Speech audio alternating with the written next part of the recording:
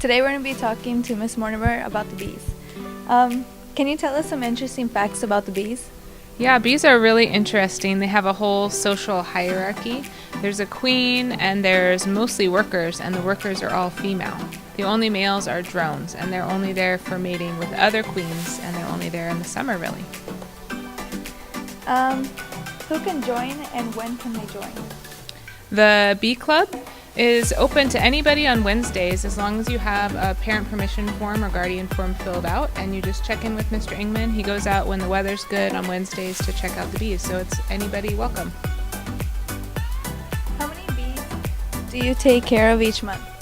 Well, in each hive there's usually between 8 and 10,000. The observation hive has fewer bees, but the hive out on the patio has upwards of 10,000 bees at its max. What kind of plants do they have outside with the bees?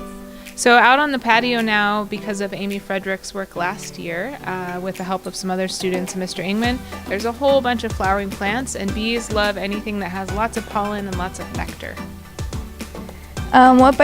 What might be some of the reasons of their death? So bees last depending on the season they're born in. So a bee that's born in the summer may only last through the summer or fall because they just fly until their wings wear out. Bees that are born in the fall and the winter don't fly out very often, and they don't forage as much because there's not as much blooming or anything blooming, so they will last until the spring. The queen can last for a few years, but the queen doesn't fly very much at all. Okay. Well, thank you for your time, Ms. Mortimer. Sure. Good. Next we're going to be interviewing Mr. HARPEL. How long did you decide to start working with the bees?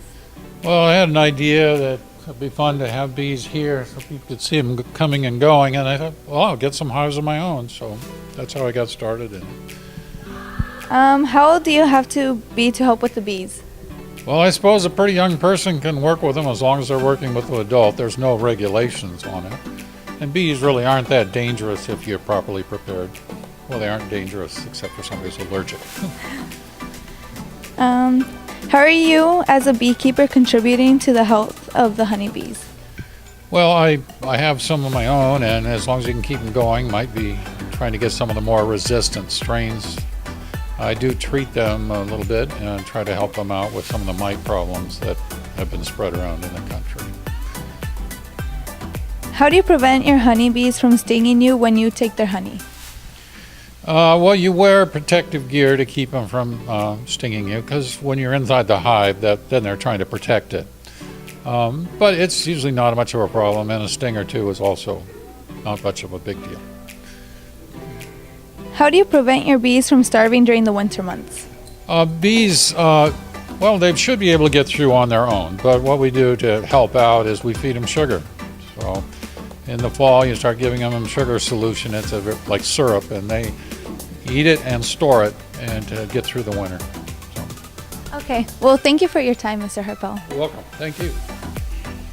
Okay, the next person that we're going to be interviewing is Mr. ENGMAN. How many people come to help with the bees? We've had a few this year. Maybe we'll have 40 throughout the year. Who is in charge of the bees and how they live? That's me.